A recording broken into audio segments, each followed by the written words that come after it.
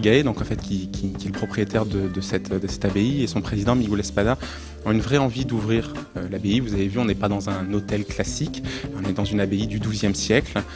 C'est un monument chargé d'histoire. C'est une propriété qui fait 20 hectares, et sur ces 20 hectares, on va retrouver les ruines de l'oppodium de Salon de Provence. Donc c'est les traces des premiers habitants de Salon de Provence qui se trouvent sur cette colline-là. Puis après, vous avez l'abbaye. L'abbaye avec le bâtiment dans lequel on est, donc qui date du XIIe siècle, et la première chapelle, donc qui est sur la colline, qui appartient également à l'abbaye. Chapelle qui a contenu les morceaux de la Sainte-Croix, et pendant très longtemps, en fait, jusqu'au début du XXe, les Salonnais venaient en pèlerinage au début du mois de mai à l'abbaye. Donc on est dans un lieu vraiment très très important pour l'histoire des Salonnais et du pays salonnais.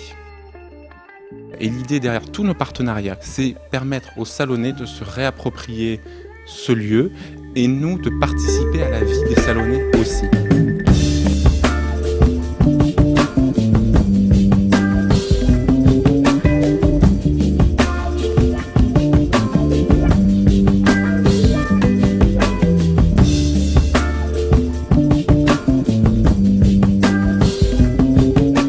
C'est une volonté de la ville.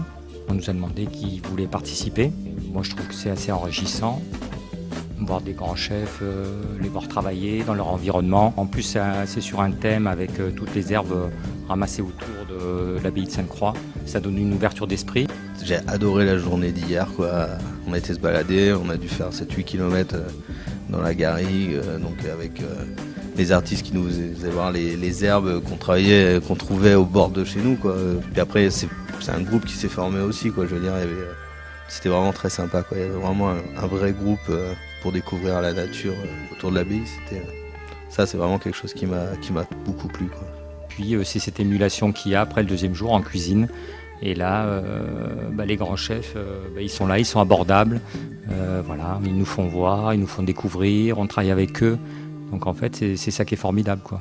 Le collectif Safi est un collectif d'artistes plasticiens. Moi, je suis Dalila Ladjan. Mon travail s'oriente plutôt sur le rapport que les hommes peuvent avoir avec leur territoire. Et les plantes sauvages sont pour nous souvent une courroie pour aller chercher des histoires de vie, de territoire, de parcours,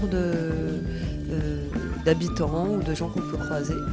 Et ma partie du travail à moi, elle va s'orienter beaucoup sur le recueil de ces informations, sur l'usage des plantes sauvages, sur des lectures de paysages. Moi, je m'occupe peut-être plus de la partie restitution, c'est-à-dire comment on met en valeur toutes ces richesses qu'on peut trouver, donc à travers des dessins, des constructions, comment on transforme les plantes, pour les rendre pour rendre les choses plus poétiques. Notre espèce de fil rouge d'un projet à l'autre, c'est qu'est-ce qui fait lien ? C'est quoi un lien ? Qu'est-ce qui nous lie ? Et du coup, très souvent, on travaille avec un environnement. Juste être touché par la beauté, c'est comme être touché par l'excellence du goût.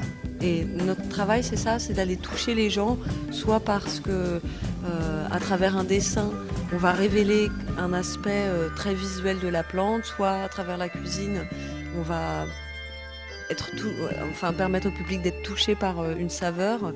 Et c'est là qu'on va faire lien, un nouveau lien. Ce qu'on ne voit pas forcément, on est entouré de choses qui sont quand même très très belles et que des fois on a tendance à oublier, à ne pas voir, à ne plus voir, à ne plus sentir, à ne plus goûter.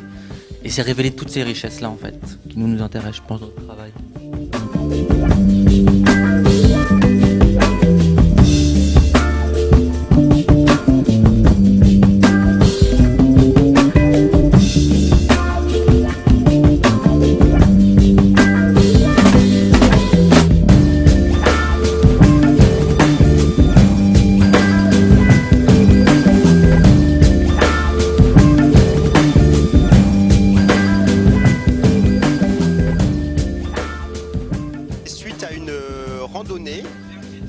Sur le sentier du GR 2013 où nous avons trouvé de la diplotaxie, donc de la roquette sauvage, où nous avons trouvé des orties Nous avons trouvé des asperges sauvages. Nous avons également croisé en bas un poulailler, donc il nous est venu l'idée de l'œuf de poule.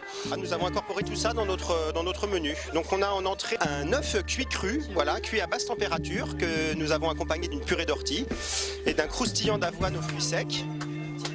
Et donc le plat, c'est un poulet fermier fumé au foin de Cros, accompagné de poireaux des vignes, qui est un poireau sauvage que nous avons également trouvé lors de notre randonnée, accompagné de diplotaxis donc. Et en dessert, donc nous avons une eau de petits pois avec un riz infusé à l'armoise, une compotée de cerises confites et une crème de petits pois, voilà, accompagnée de quelques pistaches.